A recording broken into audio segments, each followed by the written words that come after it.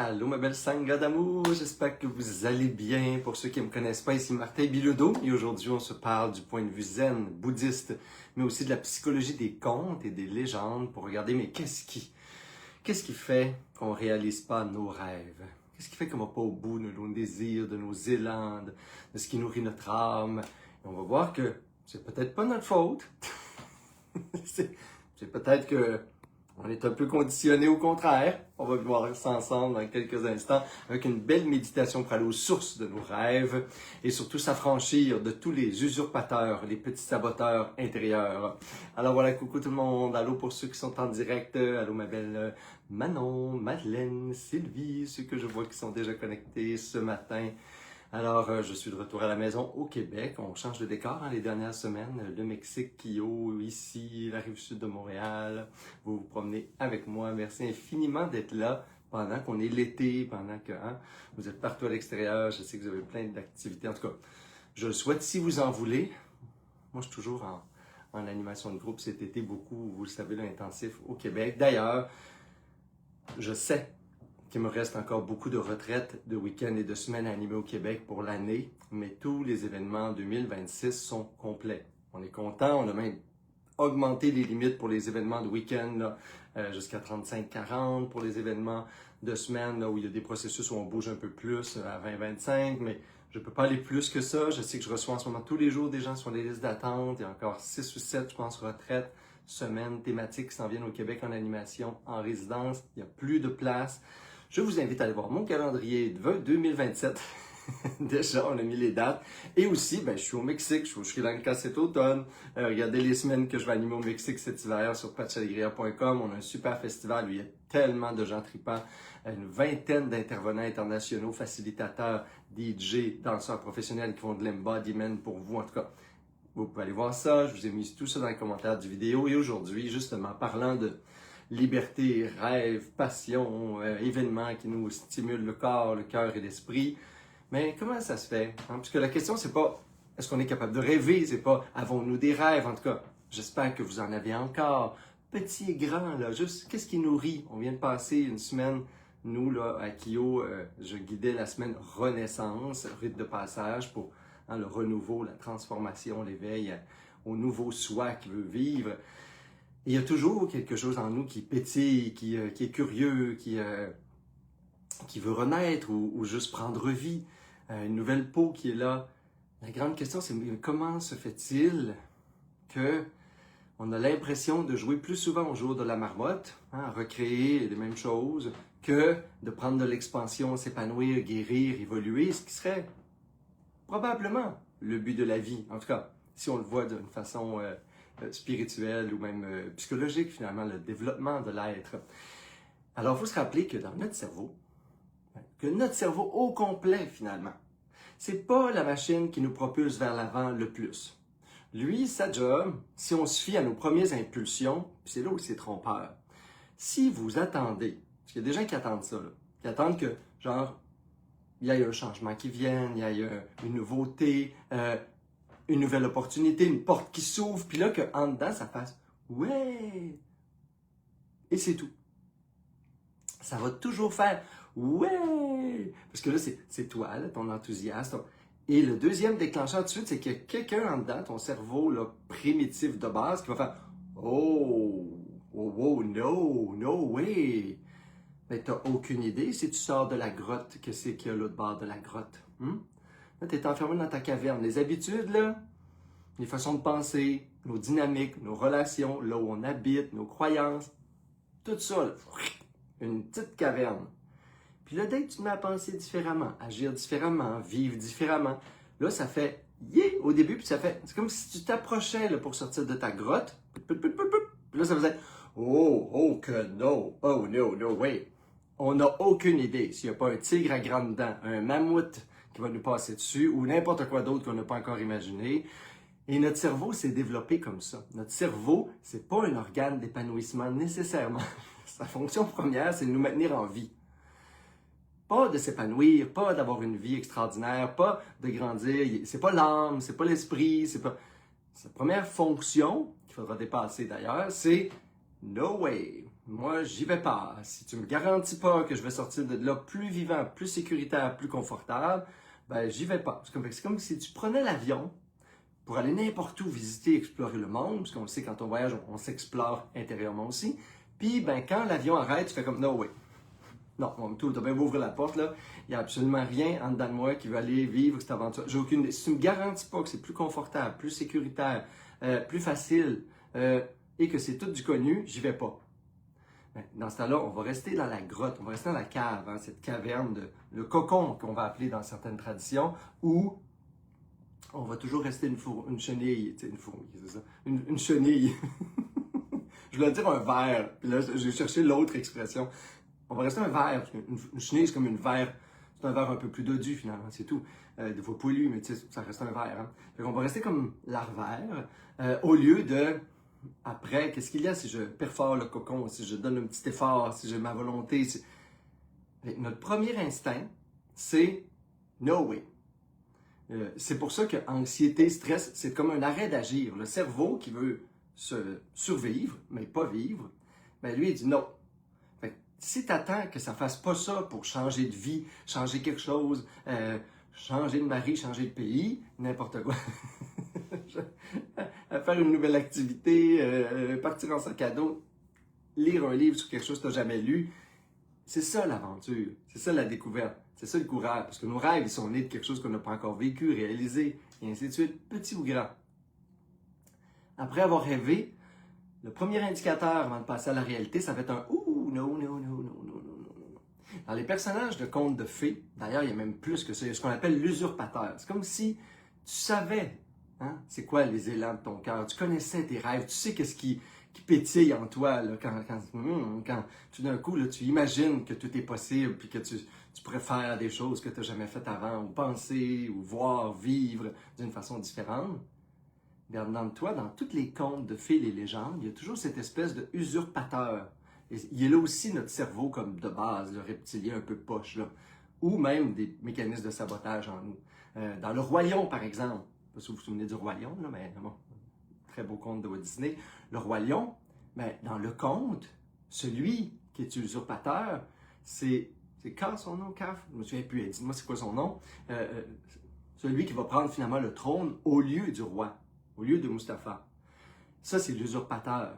C'est donc, il représente la peur, la malice, l'ego, la destruction, une pensée qui est petite, c'est pas glorieux, c'est pas pour le bien commun, c'est pas joyeux, c'est pas du vrai courage.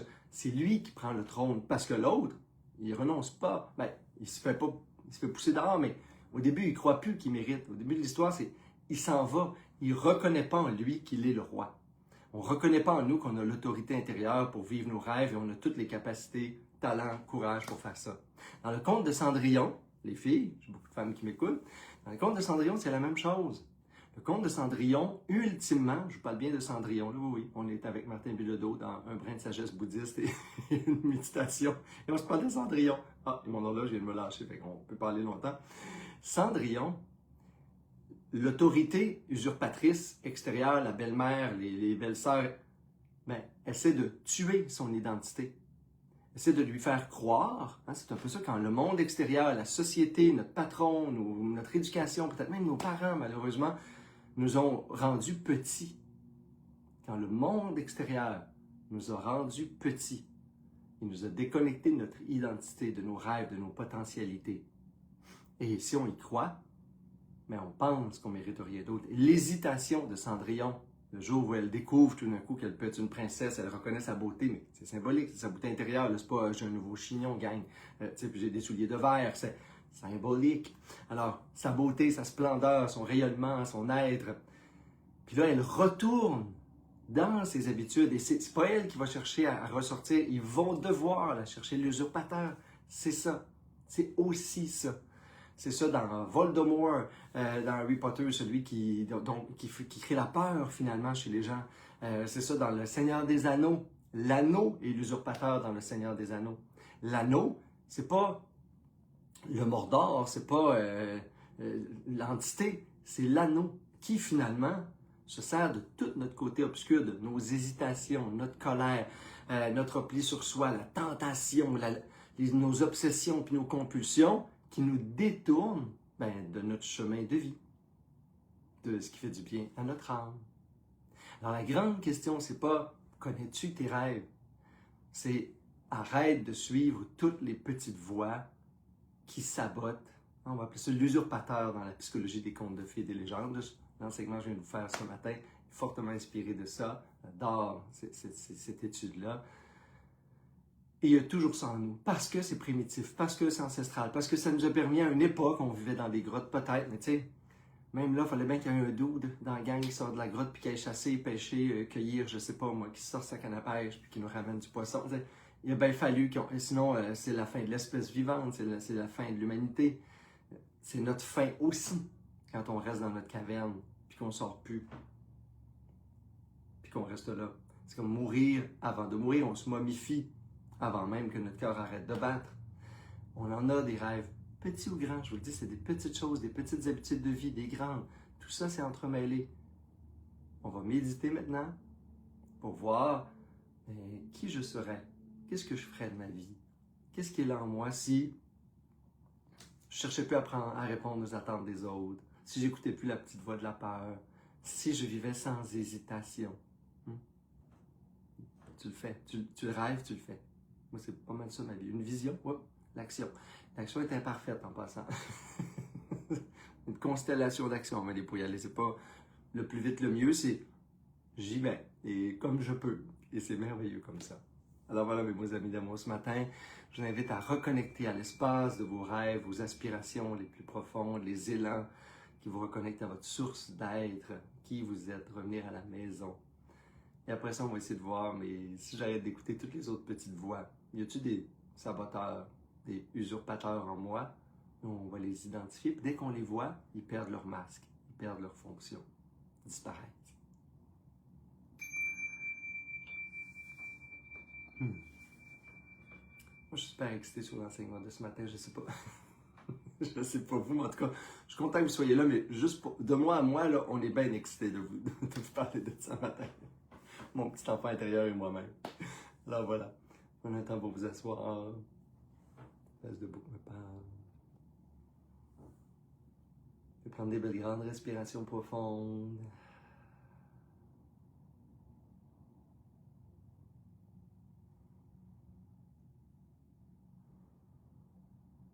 Et on va se rappeler les premières fonctions du cerveau n'est pas l'épanouissement de l'être, n'est pas la vie, n'est pas la croissance. Première fonction, c'est la survie. Si j'écoute ceci, je reste en mode survie. Il est donc normal, tout à fait normal, que ça réponde par l'anxiété, la peur ou la résistance.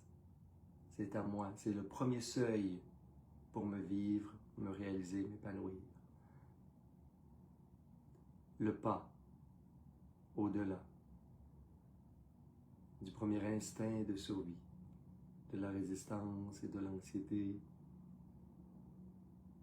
C'est dans l'action, c'est dans la marche que se dévoile le chemin, dirait un de mes maîtres zen.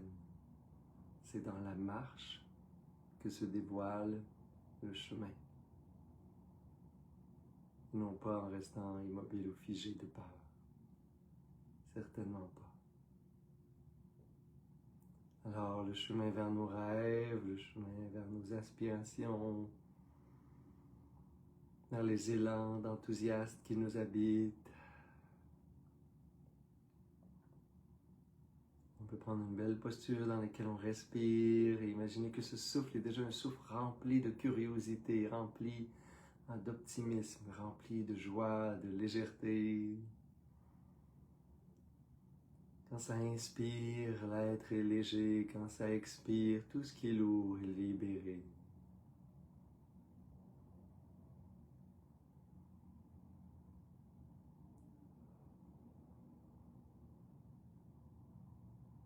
J'inspire la légèreté.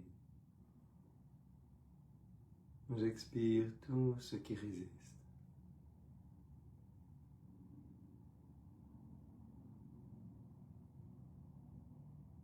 J'inspire, je me reconnecte à mon cœur. Expire, je me libère de toutes les tensions. J'inspire, je rentre dans l'espace des rêves et des aspirations qui m'habitent. J'expire, je libère la peur et la confusion.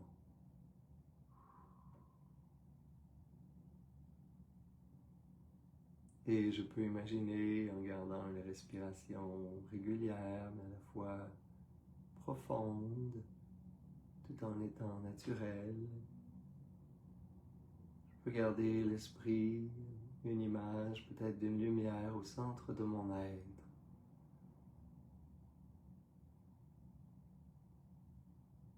La source lumineuse et sans peur.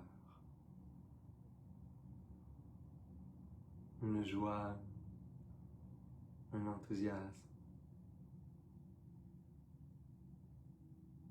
Toutes mes aspirations, mes visions, ce qui jaillissait de moi peut-être naturellement quand j'étais toute petite, tout petit, c'est encore là, comme un joyau sur lequel j'avais juste mis du sable ou de la poussière, mais qui est toujours là. Un espace de curiosité et d'innocence qui se rêve librement, facilement.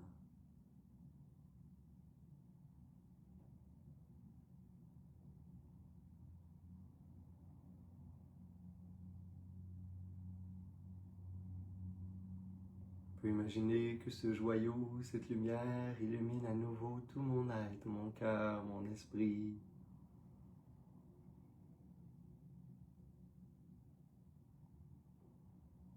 L'espace du rêve, mes élans intérieurs, les visions positives, optimistes, ce que je veux faire de ma vie, de chaque jour, ce qui me fait du bien. Tout est là, tout est connu. Je le libère enfin. Comme le prince, la princesse des contes qui enfin est libéré, reconnaît sa noblesse, sa royauté, sa pureté, sa nature.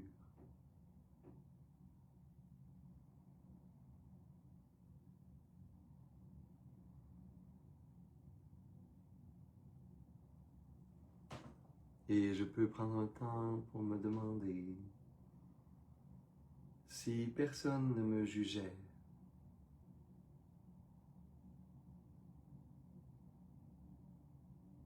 qui je serais?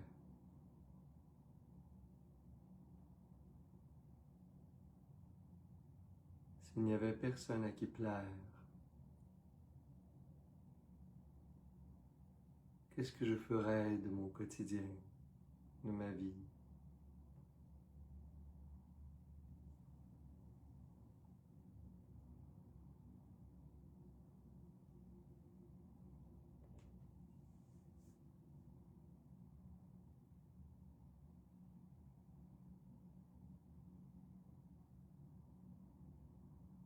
Comment je m'exprimerais?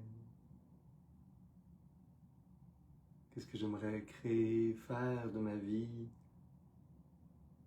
Qu'est-ce que j'aurais envie de vivre si personne ne me regardait?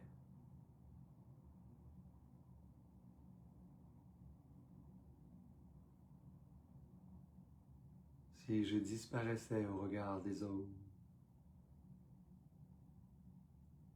comment je vivrais ma vie?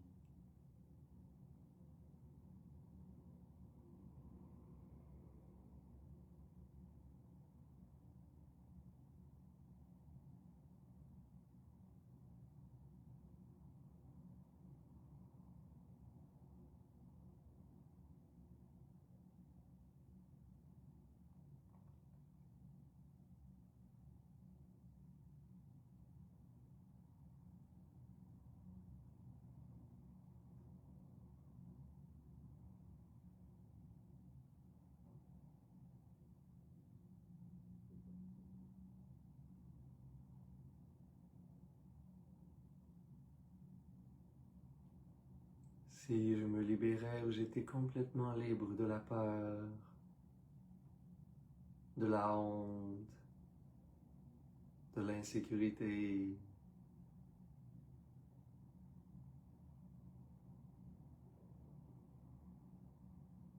qui je suis,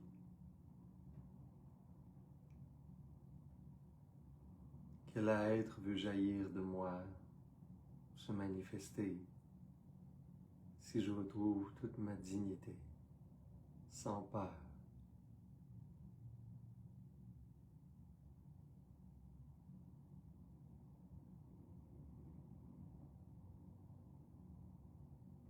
Si j'étais sans peur,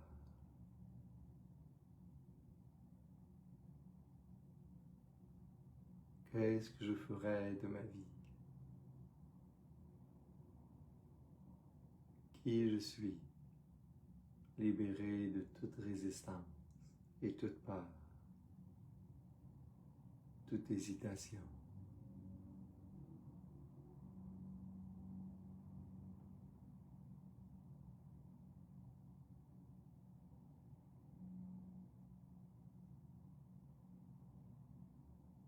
S'il n'y a plus personne à convaincre, personne à décevoir, personne à qui plaire ou à qui convenir,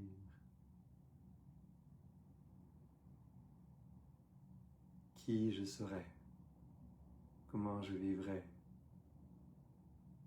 chaque jour.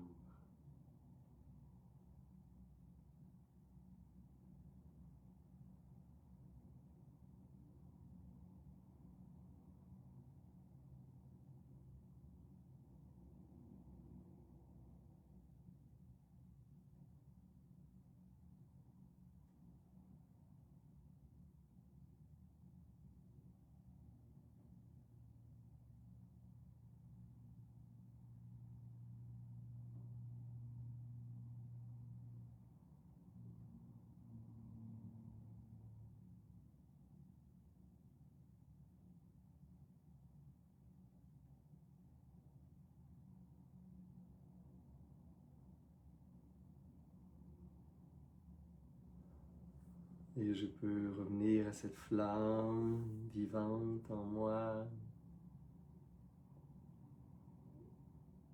de choisir que je ne suis pas dans un mode de survie. Je ne veux pas uniquement survivre à ma précieuse vie humaine. Je veux vivre.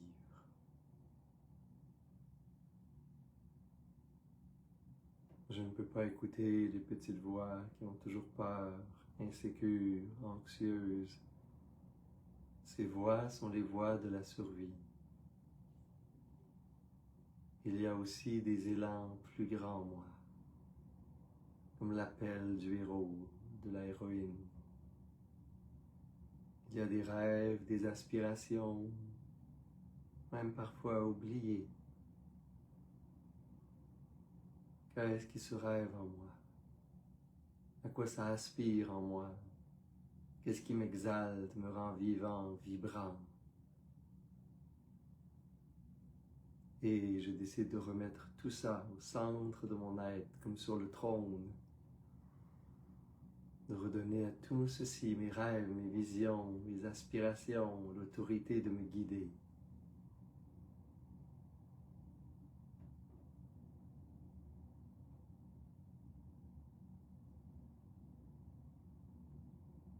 Je cesse de survivre. Je choisis de vivre.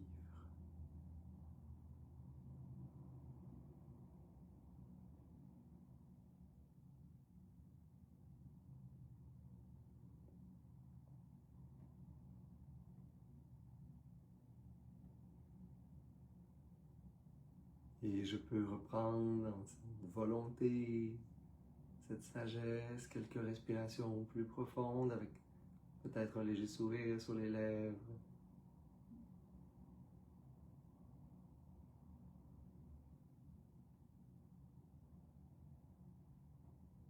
Amenez les mains namasté, les frottez légèrement ensemble si vous voulez. On a cette belle chaleur et la conscience au cœur. Inspirez par les narines, pour expirer bouge. Si vous voulez avec moi, mes beaux amours, on peut faire vibrer Om intérieurement ou extérieurement.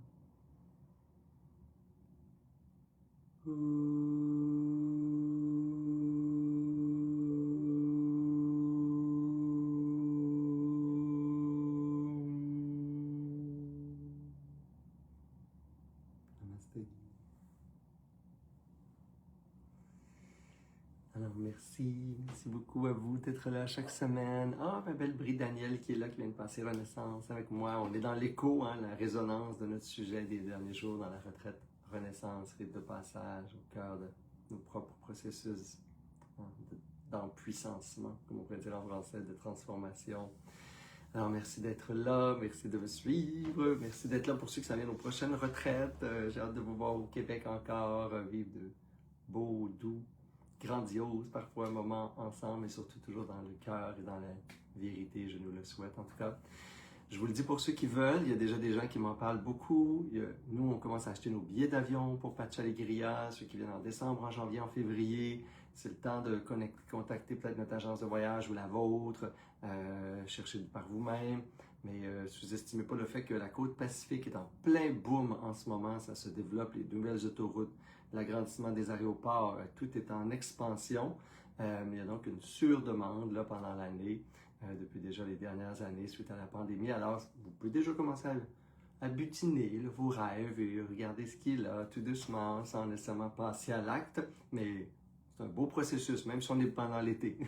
Je vous le dis déjà, il y a déjà plusieurs inscriptions. On est rendu presque à une dizaine d'inscriptions pour le festival Pacheria, même si c'est dans très longtemps. Vous pouvez aussi aller voir juste par curiosité. On ajoute des intervenants, des descriptions là, à toutes les semaines en ce moment. Alors voilà, je vous aime d'amour. Suivez les élans de votre cœur, suivez vos rêves. Namasté.